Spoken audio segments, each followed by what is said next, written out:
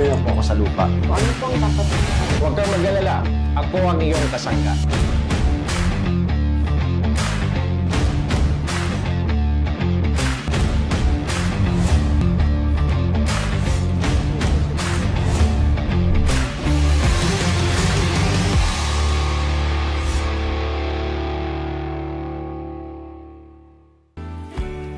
Isang magandang hapon sa inyo mga kasangga. Ngayon ay araw ng Martes. Live din tayong napapanood sa ating official Facebook account sa Tabang Ora mismo at Action Co Digital at napapanood din tayo sa Congress TV tuwing Sabado at Linggo, 1:00 hanggang 2:00 ng hapon sa Congress TV Digital Channel 13.2 sa Mega Manila, Channel 17.2 naman sa Albay at Camarines Sur, Channel 10 sa Masbate at sa mga gumagamit ng digital box ay i-scan nyo lang at hanapin ang Congress TV.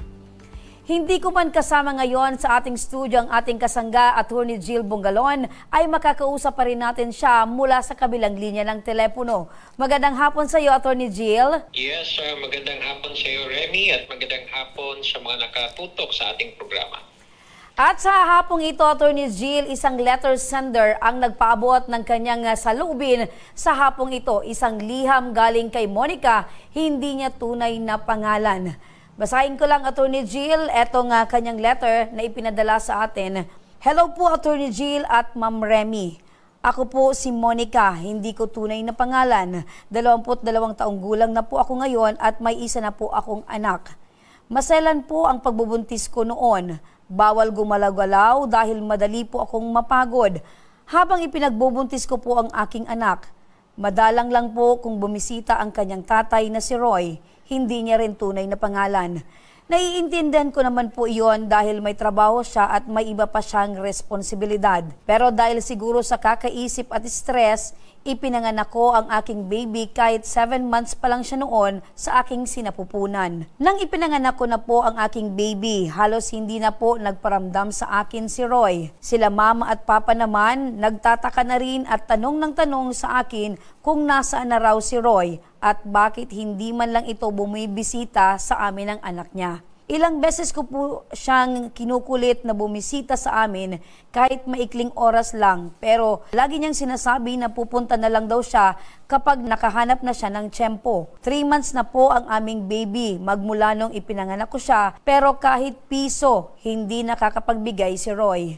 Ngayon hindi na lang sila mama at papa ang galit sa kanya kundi pati mga kapatid ko. Alam ko kung nasaan si Roy pero hindi ko sinasabi sa pamilya ko, Attorney Jill, dahil natatakot akong malaman nila na kabit lang ako at may sariling pamilya na si Roy. Matagal ko nang alam na may pamilya si Roy pero hindi ko napigilan sa sarili ko.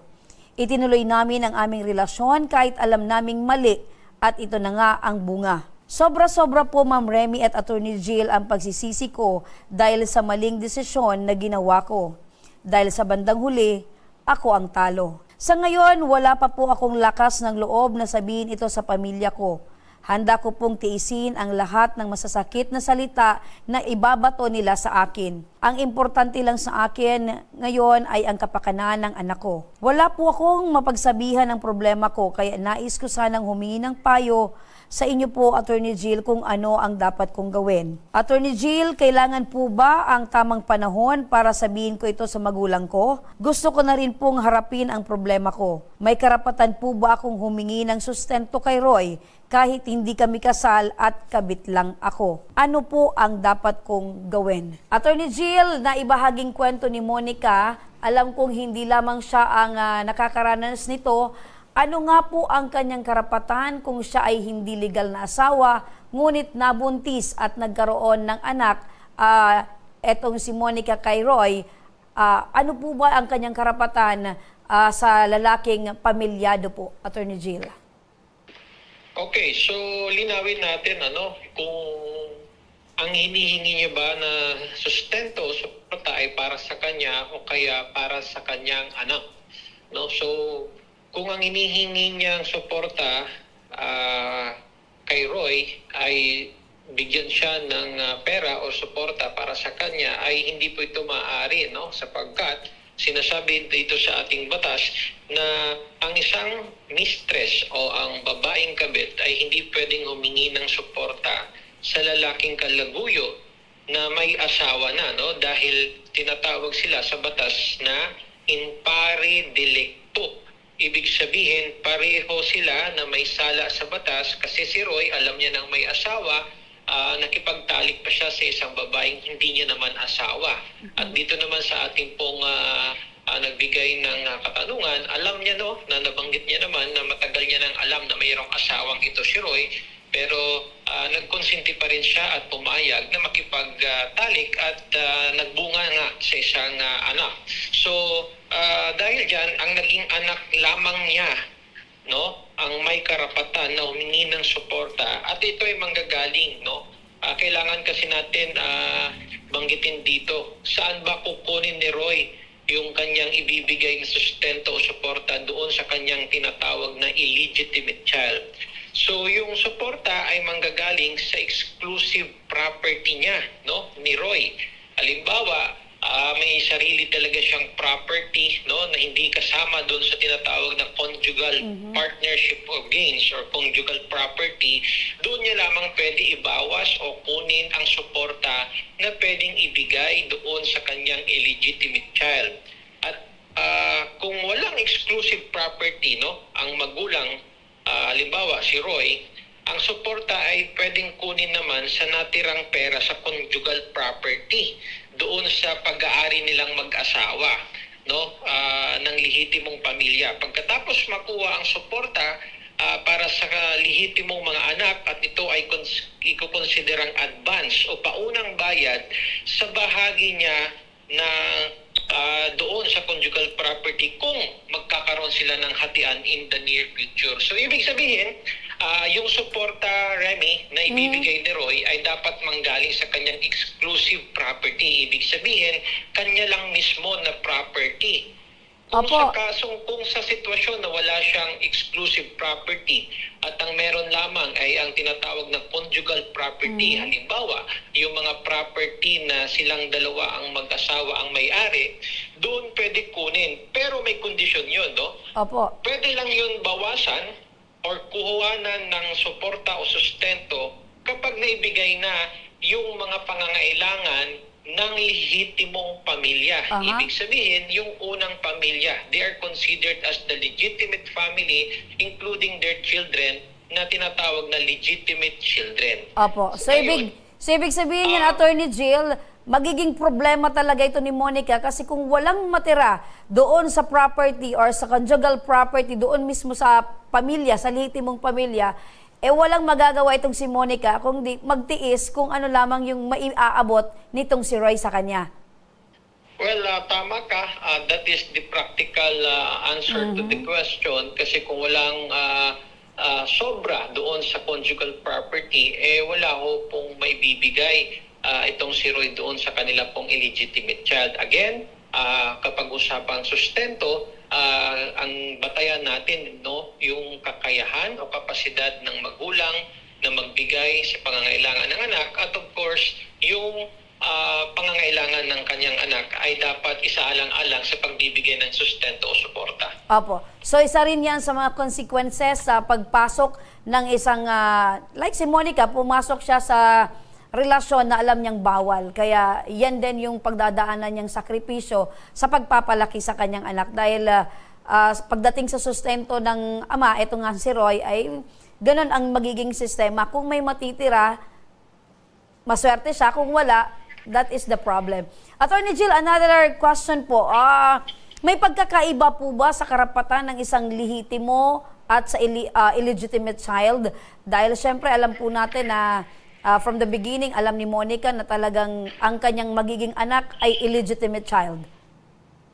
Well, kung titignan natin ang batas, ay halos wala naman pong pinagkakaiba. No? Halimbawa, ang isang magulang ay talagang obligado magbigay ng sustento o suporta sa kanyang mga anak, regardless ng status nito, whether legitimate or illegitimate. Nagkakaroon lang ng mga pag-iiba-iba sa ganitong sitwasyon, no, na kung saan yung nanay ay mistress ni Roy, meron tayong palatuntunan na dapat sundin. Unahin muna yung mga pangangailangan ng lehitimong pamilya ni Roy bago siya makapagbigay ng sustento o suporta sa kanyang illegitimate child. At malungkot man isipin kung hindi talaga, kumbaga hindi sapat itong conjugal property na pwedeng mapagkuhanan, wala ko siyang maibibigay doon sa kanyang illegitimate child. Ayun. So, talagang magiging problema. Attorney Jill, eto pa po, Attorney Jill, pwede bang gamitin ni Roy ang kanyang pagiging kasal bilang depensa para umiwas sa pananagutan o responsibilidad sa anak nila ni Monica? Well, hindi po, actually, baka siya pa nga po makasuhan, no? Kasi hindi nga depensa yun. Kasi siya po yung siya po yung tinatawag natin na may mistress, no? In fact, nakabuntis pa siya at nanganak itong nanay. So, kung titignan natin, hindi po depensa na siya po ay kasal at nang hindi siya panagutin o obligahin na magbigay ng suporta sa kanyang illegitimate child. Okay. So meaning to say, hindi dapat takbuhan nitong si Roy ang kanyang responsibilidad kay Monica bilang tatay ng kanilang naging anak. Yes, tama ka. Again, ang malinaw sa ating batas, sa ating family code, na ang ating pong mga magulang ay obligado na bigyan ng suporta ang kanilang mga anak regardless of their status, whether legitimate or illegitimate. Ayan. Maraming salamat po, Attorney Jill, sa malamang legal na payo ngayong hapon. Ayan, malaman at naiintindihan talaga. Maraming salamat po, Attorney Jill. At sa ating pagbabalik, mga kasangga, pag-usapan naman natin ang kasong identity theft. Ano ba ito at para kanino itong kasong ito? Sabay-sabay nating alamin mamaya lamang sa Alam Mo Ba ang Batas. Kaya huwag kayong bibitaw at magbabalik pa ang kasangga mo, Attorney Jill Bongalon.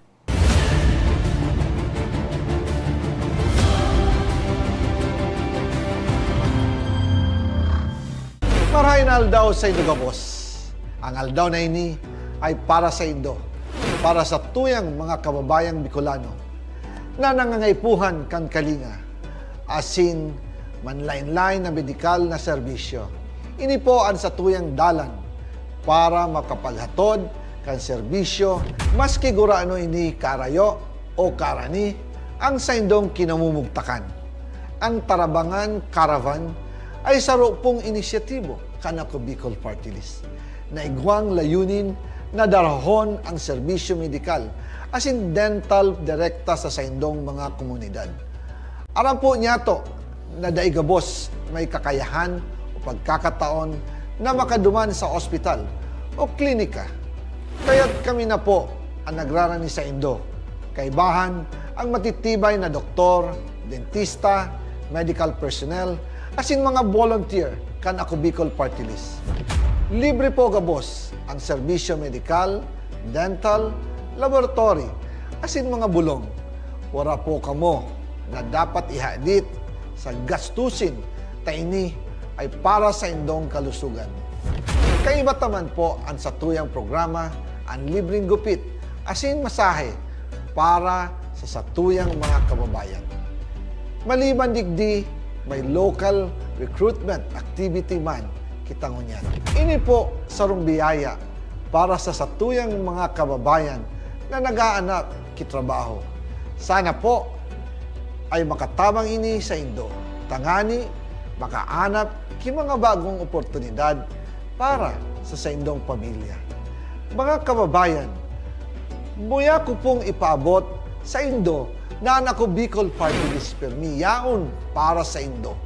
Sadto ngunyan asin sa maabot. Kami po ay padagos paglilingkod sa bawat Bicolano.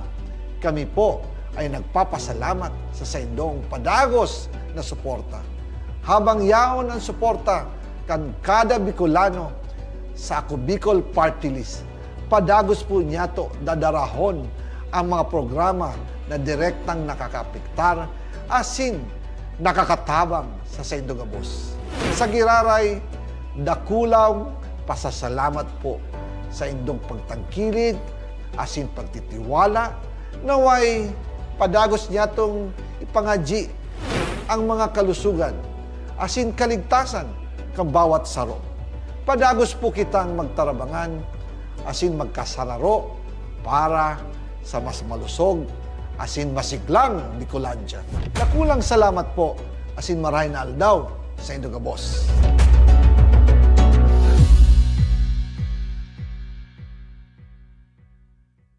Daan-daan na po ang mga nakapagtapos at may mga kanya-kanya ng propesyon. Sa kanilang pagpupunyagi, walang masidlan ang kanilang mga ngiti. Dinat sa Gabos, nagpapasalamat po ako sa AKB. Gusto ko lang po magpasalamat sa Ako Bicol sa opportunity na tigtatao po arag po sa kuya na estudyante. Dahil naandyan lang, katuwang lagi, Ako Bicol, katabang na, kasurug pa. Hindi rin nagpahuli sa pagtugon sa mga pangailangan ng ating mga healthcare workers at mga frontliners. Sa simula pa lang nitong pandemya, hanggang sa ngayon, walang humpayang pagtulong. Ay, nagpapasalamat po ako sa pagtaon ng tabang hali sa Ako Bicol Party List. Salamat kong dakula sa duwang congressman. Kayo nakakatabang sa mga sa gabi. Maaasahan, Ako Bicol, katabang na, kasurug pa. Tucked away in the province of Albay, known for its perfectly shaped Mayon volcano, Misibis Bay Resort, a locally owned 5-hectare private island resort. The resort is ready for all those looking to balance tranquility and adventure. This tropical destination is where guests can either choose to relax under the palm trees or have an adventure under the sun. It features modern and luxurious rooms and villas, recreational facilities, and sophisticated services.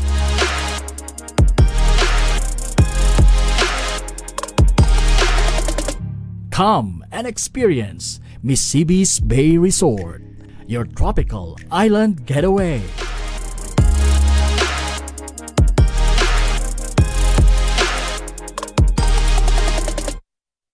Problema sa tubig, agarang binigyang solusyon. Nagpatayo ng mga solar-powered water supply system sa mga liblib na lugar. Libre, malinis at maaasahang supply ng tubig 24/7. Dakulaon ng pagpapasalamat niya mo. Dahil may ikamalilingan habang kami nabubuhay. Dakulaon nining tabang para sa Gabos na tao digdi. Salamat po. Para sa ating mga kababayang nasa laylayan, Ako Bicol, katabang na, kasurug pa. Libo-libo na ang mga nabigyan ng tulong medikal. Bata, matanda, kahit sino man, lahat ng mga may karamdaman, may maaasahan. Nagpapasalamat sa Ako Bicol Party List. Hindi po namin makakalimutan ang tulong na dinala ninyo dito sa aming bayan. Maraming salamat po. Dahil iisa lang ang tunay na nagmamalasakit. Ako Bicol, katabang na, kasurug pa.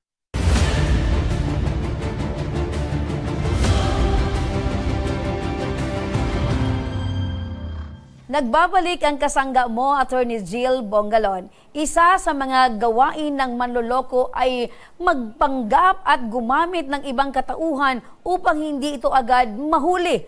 Pero paano kung katauhan mo na ang ginagamit sa panloloko? Paano ba makakaiwas sa modus na ito? Sabay-sabay nating alamin sa report ni Felix Opiniano.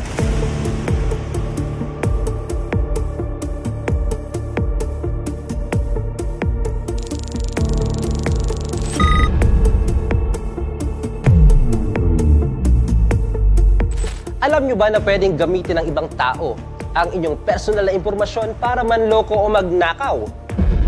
Ito ay tinatawag na identity theft.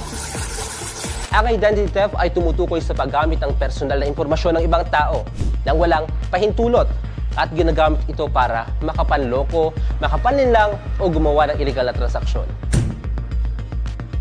Kasangga may iba't ibang anyo ng identity theft na ginagamit ng mga manloloko upang makinabang gamit ang personal na impormasyon. Kabilang dito ang financial theft. Ito ay tumutukoy sa pag-access sa bank account o credit card para magnakaw ng pera. Account takeover, pagkuha ng control sa email, social media o online accounts. Pangatlo, ang credit at synthetic identity theft. Ito ay tumutukoy sa pag-apply ng loans o paggamit ng halong totoong detalye at peking impormasyon para gumawa ng bagong identity. Tax at employment identity theft. Ito ay tumutukoy sa paggamit ng PIN o personal na data para mag-file ng peking tax return o magtrabaho sa pangalan ng iba. Medical identity theft.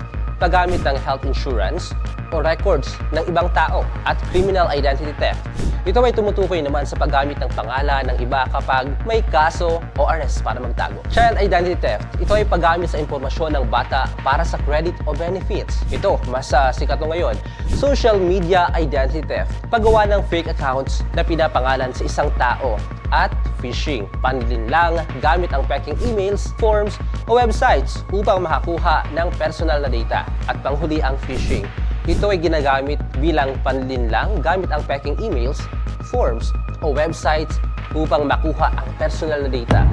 Sa lahat ng nabanggit ko, sa panahon ngayon, mas marami ang nasasangkot sa social media identity theft. Alam nyo kasangga dito sa Pilipinas, ginagamit ito upang magpadala ng mensahe sa mga kaibigan o pamilya para manghingi ng pera. Alam ko, karamihan sa inyo mga kasangga ay nabiktima rin ito. Sa report ng PNP Anti-Crime Group mula November 2023 hanggang February 2024, umabot sa mahigit 178 na kaso ng hijack profile ang kanilang nasamsam. Ang identity theft ay sakop ng Cybercrime Prevention Act of 2012 o Republic Act 10175. Ayon sa Section 4, Paragraph B, Item Number 3 ng Republic Act 10175, ang sino mang mapapatunayang sangkot sa krimeng ito ay maaaring makulong ng mahabang panahon at pagmultahin ng milyones. Depende sa bigat ng kaso. Kaya kung ikaw ay nabiktima ng identity theft, agad na mag-report sa PNP, Anti-Cybercrime Group, NBI Cybercrime Division at National Privacy Commission. Kasangga ang pagkatao ng isang tao ay natatangi. Ito ay ang kanyang pagkakakilanlan at walang sino man ang may karapatang nakawin ito para gamitin sa anumang iligal na gawain. Kasangga ako si Felix Opiniano. Nagpapaalala, dapat alam mo ang batas. Ayon mga ka-action, identity theft or identity piracy, paggamit ng ibang katauhan or paggamit ng ibang impormasyon na iba yung may pag-aari. So, alamin natin ngayon, alamin natin kay Attorney Jill kung ano pa yung pwedeng karagdagang patungkol dito sa identity theft. Attorney Jill? Tama ka at malinaw naman sa naging presentasyon ni Felix na ito isang krimen under RA 10175 o yung tinatawag natin na the Cybercrime Prevention Act of 2012 na kung saan pinaparusahan itong computer-related identity theft.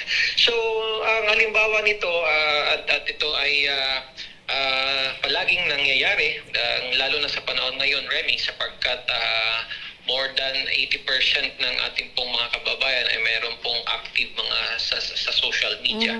So ang iba naman ay ginagamit ito sa pangloloko, sa mga krimen, sa pamamagitan ng pagkuha ng mga personal na impormasyon at sila po ay nagpapanggap na yung tao na kinuhanan nila ng impormasyon ay hindi naman pala talaga yun yung tao na dapat mag-appear doon sa mga social media accounts. So halimbawa, kung isang social media user or sa Facebook gagawa ng isang profile or Facebook account na hindi naman niya mukha yung nilalagay doon at naglagay siya ng mukha ng ibang tao at ginamit niya yun para makapangutang, makapangloko, makapang-scam, yun po yung tinatawag natin na identity theft. And that is very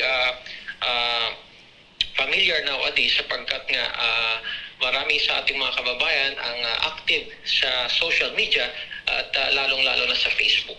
Ayun. So, pinaka-importante siguro nito, Attorney Jill, ay mag-ingat din yung ating mga kababayan sa pagbibigay ng mga data or mga dokumento online dahil posible at talagang nangyayari ito na nagagamit ng mga mapanglokong tao etong mga dokumentong ito sa kanilang mga maling gawain. Yes, tama ka. Kaya nga dapat ang panawagan natin dito sa lahat ng mga merong mga social media accounts that we have to be responsible social media user, no? And when we speak of responsible social media user, dapat hindi po tayo nag-i-engage sa mga ganito. And of course, we have to protect our social media accounts, no?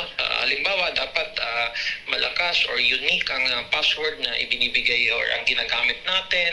So dapat may mga mag-enable tayo, no? Kasi sa mga settings ng mga social media accounts, meron dyan yung parang multi-factor authentication. Meaning to say, hindi lang yung parang paglagay mo lang ng Facebook, maka-access mo na yung social media account mo.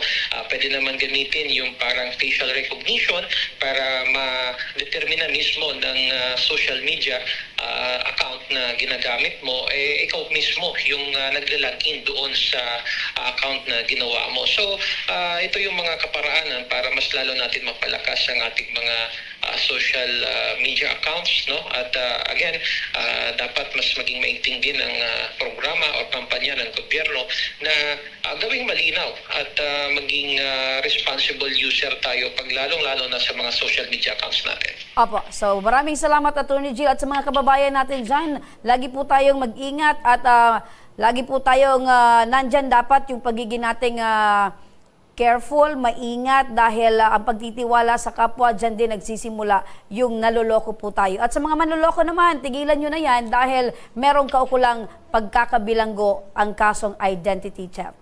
At sa ating pagbabalik mga kasangga, kung kayo ay may mga katanungan, libre ang aming mga linya ngayong upang tumanggap ng inyong mga hinaing. Dial mo lang ang aming numero 0917-701-7939 para sa batas na nais mong malaman sa ating Dial a Batas. Kaya huwag kayong bibitaw mga kasangga, magbabalik pa ang kasangga mo, Attorney Jill Bongalon.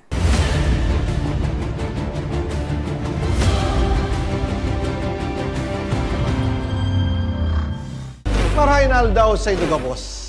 Ang aldaw na ini ay para sa Indo, para sa tuyang mga kababayang Bicolano na nangangaipuhan kan kalinga, asin manlain-lain na medikal na serbisyo.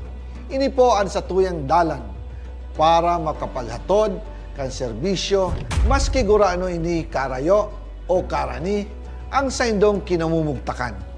Ang Tarabangan Caravan ay saro pong inisyatibo kan Ako Bicol Party List na igwang layunin na darahon ang serbisyo medikal asin dental direkta sa saindong mga komunidad. Aram po niya to na daigabos may kakayahan o pagkakataon na makaduman sa ospital o klinika. Kaya't kami na po ang nagrarani sa Indo. Kaibahan ang matitibay na doktor, dentista, medical personnel, asin mga volunteer kan Ako Bicol Party List. Libre po gabos ang serbisyo medikal, dental, laboratory, asin mga bulong. Wala po kamo na dapat ihadit sa gastusin taini ay para sa indong kalusugan. Kaiba taman po ang satuyang programa ang libreng gupit asin masahe para sa satuyang mga kababayan. Maliban digdi, may local recruitment activity man kita ngunyan. Ini po sarong biyaya para sa satuyang mga kababayan na nag-aanap kitrabaho. Sana po ay makatabang ini sa Indo. Tangani, makaanap ki mga bagong oportunidad para sa indong pamilya. Mga kababayan, buya ko pong ipaabot sa Indo na ang Ako Bicol Party List permi yaon para sa Indo.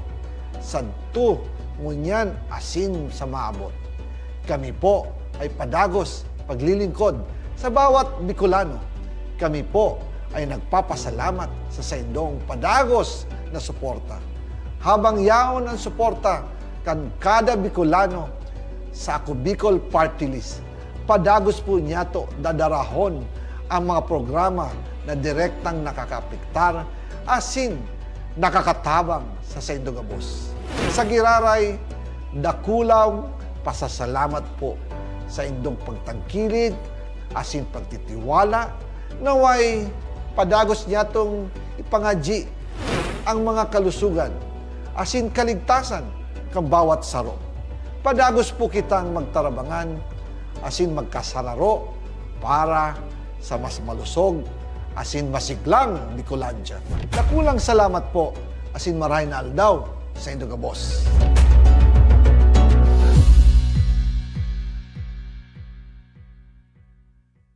Daan-daan na po ang mga nakapagtapos at may mga kanya-kanya ng propesyon. Sa kanilang pagpupunyagi, walang masidlan ang kanilang mga ngiti. Yun at sa Gabos, nagpapasalamat po ako sa AKB. Gusto ko lang po magpasalamat sa Ako Bicol sa opportunity na tigtatao po arag po sa kuya na estudyante. Dahil naandyan lang, katuwang lagi, Ako Bicol, katabang na, kasurug pa. Hindi rin nagpahuli sa pagtugon sa mga pangailangan ng ating mga healthcare workers at mga frontliners. Sa simula pa lang nitong pandemya, hanggang sa ngayon, walang humpayang pagtulong. Ay, nagpapasalamat po ako sa pagtaunin tabang hali sa Ako Bicol Party List. Salamat kong dakula sa duwang kongresman. Tayo nakakatabang sa muya sa gabi. Maaasahan, Ako Bicol, katabang na, kasurug pa. Tucked away in the province of Albay, known for its perfectly shaped Mayon volcano, Misibis Bay Resort, a locally owned 5-hectare private island resort.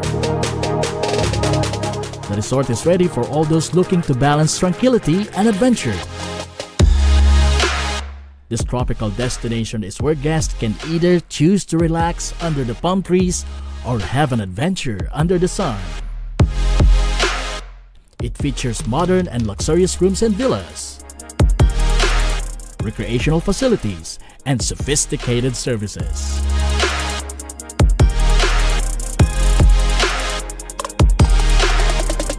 Come and experience Misibis Bay Resort, your tropical island getaway.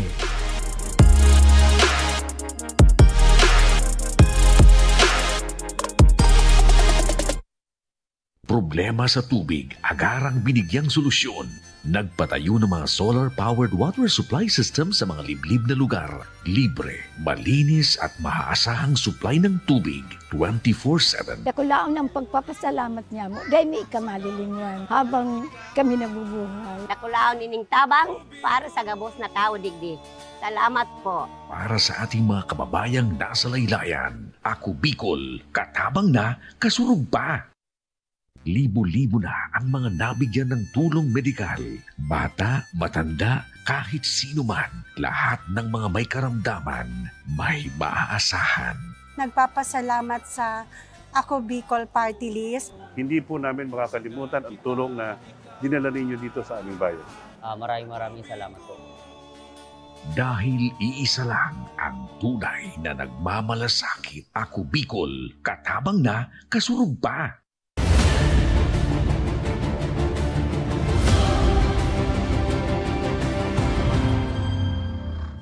Nagbabalik ang kasangga mo, Attorney Jill Bongalon. Kasama pa rin natin sa ating kabilang linya ng telepono si Attorney Jill Bongalon upang sagutin ang alalahanin ng ating kababayan. Attorney Jill, nasa kabilang linya na rin ang ating telepono si Valerie Ladia, ang ating caller of the day dito sa Dial Abatas. Magandang hapon sa iyo, Valerie. Magandang hapon po, ma'am. Opo. Valerie, ano ang nais mong hingin na legal na payo ngayong hapon kay Attorney Jill? Ako po si Valerie, taga Binyan, Laguna po ako. May kinakasama po ako. Nasa plano po namin na kumuha na ng rent-to-own apartment. Nitong mga nakaraang buwan po, kinukulit niyo na po ako na kung pwede kumuha na kami ngayon ng apartment po. Okay.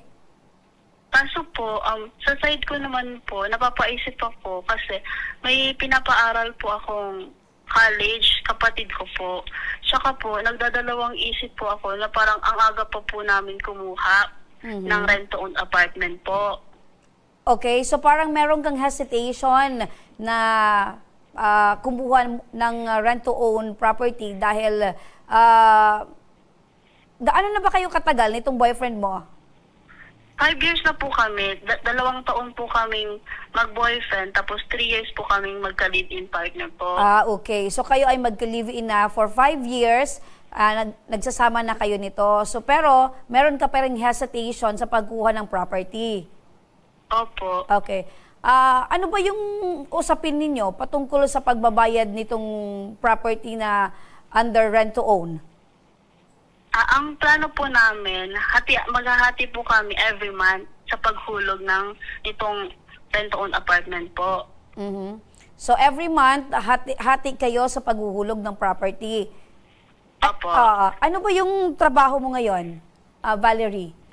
Isa po akong pastry baker. Nagbebenta po ako ng mga customized cake. Tapos minsan po, nagpapa-order ng mga food packs for the private company po. Like breakfast and dinner po. Okay, how about ito namang kinakasama mo? Isa po siyang factory worker po. Okay. So, yung magiging hatian ninyo, yung ibabayad nyo ay galing doon sa sweldo nyo parehas. Opo. Okay. So, Valerie, nasa kabilang linya ngayon si Attorney Jill. Ano yung gusto mong itanong sa kanya, Valerie? Tatanong ko po sana kung dapat po ba naming ituloy yung pagkuha ng apartment kahit na may pag-aanulangan po ako. Okay. Tapos, sige po. Attorney Jill, ano po yung maibibigay niyong legal na payo para po kay Valerie dahil nagpaplano po silang kumuha po ng property through rent-to-own mode of payment po? Okay, so unang-una, magandang hapon sa iyo, Valerie, at napakinggan ko ang concern mo at ang iyong hinain kung kukuha ba kayo ng property pero may pag-aalinlangan ka pa, no? So, ganito, simple lang, no? I will give you practical advice. Kung may pag-aalinlangan ka sa isang bagay, huwag mo munang ituloy, no? Kasi ang pagbili ng isang property ay hindi yan biro at yan po ay isang malaking magiging obligasyon mo at ng kinakasama mo sapagkat kailangan nyo bayaran yan buwan-buwan, no? At hindi ganoon kadali lamang yung proseso sa pagbili ng ganyang mga property.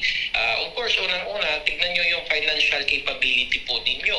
Sapagkat itong property na binibili nyo ay rent-to-own at malamang ilang taong din yan na inyo pong pagbabayaran. So, you have to consider your financial capability kung kaya ba na bayaran yan ng sweldo mo at ng kasama mo na hindi rin kayo magigipit sapagkat may mga iba rin kayong mga pangangailangan. At kung talagang matutuloy kayo, no, sa pagbili ng isang property, mas mainam na gawin niyo po yung tinatawag na due diligence. Ano ba ibig sabihin? Ibig sabihin, kailangan niyo muna makita yung kopya ng titulo. Mas maganda na makipag-deal kayo sa isang real estate broker kung ang gusto nyong bilhin na isang real estate gaya ng isang bahay para hindi ho kayo maloko at may explain ho sa inyo ang mga proseso na mga mangyayari sa pagbili ho ng lupa, lalong tsaka bahay, lalong-lalo na kung ang mode of payment o mode of acquiring is rent-to-own scheme, no? Ibig sabihin, you have to pay monthly for several years at yan po ay matagal. Depende din po sa ilang taon, no, na inyo pong pipiliin. So, yun yung magiging payo ko sa iyo, Valerie. Pag-isipan mo muna ng mabuti, unang-una, kung kaya ba talaga ng finances nyo, ng pera ninyo, na magbili ng isang property na hindi na sasacrifice ang mga iba nyong mga pangangailangan. Ayun. So, at madagdag ko lang, Attorney Jill, dapat, Valerie, malakas din yung loob ninyo na kayo ay kukuha ng property na to dahil nababanggit din ni Attorney Jill, long term na pagbabayaran nyo itong property na kukunin nyo. At isa pa dyan, baka isa din sa alalahanin mo or iniisip mo, meron ka din katanungan sa sarili mo na ito bang kapartner mo na to ay makakasama mo habang buhay na itong property ninyo ay magiging sa inyo habang buhay din. So, baka meron ka din ganong alalahanin, Valerie? May isa pa po akong Sige tanong. Po. Kung sakali pong natuloy po yung pagkuha namin ng rent-to-own, tapos hindi pa po kami kasal, sa aming dalawa po nakapangalan yung apartment, tapos baka po hindi namin naasahan na maghiwalay po kami, ano po dapat gawin? Paano po yung gagawin namin? Kanina po mapupunta yung apartment na yun po? So yun, Attorney Jill, yung binabanggit ko nga kay Valerie na yun din ang isa sa mga pwedeng iniisip niya na kung sila ba nitong partner niya ay magiging lifetime partner, sila ba ay talagang sila na. So yan din, Attorney Jill. So naibanggit din ni Valerie yung katanungan na ganun po, Attorney Jill. Well, doon sa kanyang katanungan, na in the event, in the near future, kung sila po ay magpapakasal at hindi pa naman nila tapos pagbayaran itong rent-to-own property, ay magiging bahagi po yan at kung sakali mabayaran nila at matapos nila sa taon na sila ay kasal na, ay yan may magiging bahagi ng kanilang tinatawag na absolute community property. Ibig sabihin, pareho sila magiging may-ari. Pero yun doon sa kanyang pag-aalinlangan na kung magsimula sila na pagbayaran nila yung property, at hindi naman natin hinihingi na after ilang years sila po ay maghiwalay, ang susundin natin na gabay dyan yung tinatawag natin na rules on co-ownership. Ibig sabihin, pareho sila yung may-ari ng kanilang ng sabing property na kanila pong nabili. Pero ang magiging extent ng kanilang hatian ay depende sa kung magkano ang naibigay nila. Kung halimbawa 50-50 ng total purchase price ay yun ang naging extent ng kanila pong napagbayaran, and therefore 50% ng nasabing property ay pag-aari ni Valerie at yung 50% ay pag-aari ng kanyang kasama. So, pero hindi naman natin ibig sabihin na talagang literal na paghahatiin yung bahay, sapagkat may kaparaanan naman kung paano nila ito i-liquidate. So, ibig sabihin, ibibenta nila, halimbawa, kung naibenta na nila yan for 10 million, they're entitled for 5 million each dahil yun yung extent ng kanilang ownership doon po sa nasabing property. Ayun, so equal share, equal din yung magiging hatian. So Valerie, malinaw ba, nabigyang linaw ba ang iyong mga alalahanin, ang iyong mga katanungan? Opo, ma'am. Thank you po. Nasagot po lahat ng tanong ko po. Opo. So, alam mo na, Valerie, kung ano yung gagawin, ano yung dapat mong dapat bang ipursige. So, ang lahat naman ng yan ay nadadaan sa tamang usapan at dapat mailagay sa tamang dokumento para at the end of the day, wala po kayong dapat pagsisihan. Opo, ma'am. Thank you po, ma'am. Opo. May nais ka pang sabihin kay Attorney Jill? Maraming salamat po kay Attorney Hill. Nalinawan po ako sa lahat ng katanungan ko. Sana po marami po kayong matulungan na nangangailangan ng mga payong legal, lalo na po sa mga taong nag-i-host po. Opo. With that, maraming salamat sa iyong tiwala sa aming programa, Valerie. Thank you po. At yan, Attorney Jill, ilang kababayan muli natin ang nabigyan natin ng libreng serbisyong legal ngayong hapon. Maraming salamat po, Attorney Jill Bongalon. Yes, maraming salamat, Remy, at magandang hapon po. At hanggang sa Huwebes ulit, mga kasangga, ito ang programang aalalay sa inyong mga legal na pangangailangan. Sa ngalan ng ating kasangga, Attorney Jill Bongalon, ako, si Remy Araneta Mindones, maraming salamat at kami ang inyong kasangga.